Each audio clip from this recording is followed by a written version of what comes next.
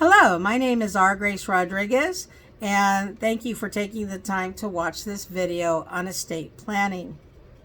The purpose of estate planning primarily is to avoid having courts and judges make decisions over your assets when you pass away.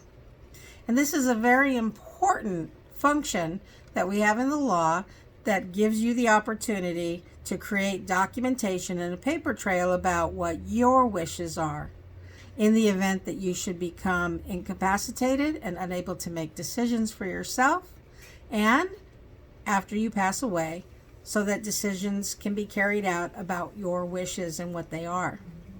So first of all, a estate plan consists primarily of a trust, a pour-over will, a healthcare directive, a durable power of attorney, and usually, if you own real estate, a trust transfer deed and a preliminary change of ownership report to the county where the property is located.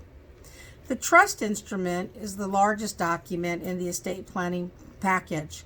In that document, you will designate yourself as being in charge of your property, and in the event that you should pass away, who will be in charge, who you can trust to be in charge to make the decisions and carrying out your wishes.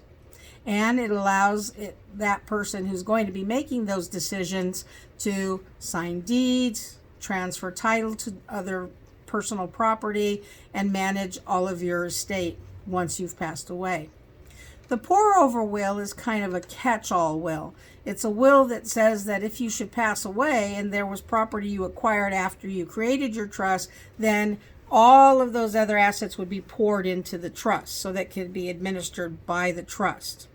And your healthcare directive, of course, is something that you might be familiar with. Many times our health insurance providers will give us a healthcare directive to fill out, but it designates what are your wishes in terms of whether you would like prolonged measures or machines to keep you alive until they can get you well again, or you can designate that you don't want any extraordinary measures. You can also indicate in there if you wish to be an organ donor as well.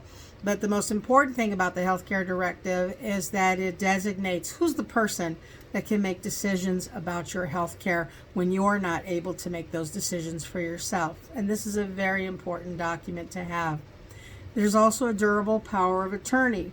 A durable power of attorney basically comes to life when you're unable to make financial decisions for yourself. So if you can imagine you've been incapacitated in some way and you can't make decisions, it'll give the person you designate in there the ability to pay your rent if you are paying rent someplace, or make a mortgage payment on your behalf, or take care of your bank account, take care of whatever other financial needs you have. In California, we require that the health care directive and decisions about your health be made separately from decisions about your finances. So you got to have two separate documents. And finally, if you own real estate, we prepare a trust transfer deed, which takes the title to your house that you have now and transfers it into title of the trust in the name of the trust. And there's many benefits of having that having your property in the trust as opposed to having it in your personal name. But one of the things that many people don't realize is that having a property in a trust doesn't necessarily protect it from creditors. There are very special trusts called the irrevocable trusts that have to be created for that, and you may not want to do that until you consult with a licensed professional before you make a decision to do that. And finally, in order to avoid reassessment of value in your home and triggering a higher property tax rate on your home, you must submit to the county the change of ownership report that shows that you're basically transferring the property as a result of a trust and there's not a true change of ownership. So those are the documents that we'll be preparing. There's quite a few of them, and it's quite time consuming for us to prepare those documents and maintain our library as far as all of the laws and the changes that take place both on a federal level and also in California. So we work with a team of attorneys who are constantly updating our forms to make sure that you get the most state-of-the-art and up-to-date trust package that's available to you. And the other thing you should know is that having a conversation about what's going to happen when you pass away can create a lot of difficult emotions. So be prepared. It might take you by surprise, the emotions that may come up as a result of it.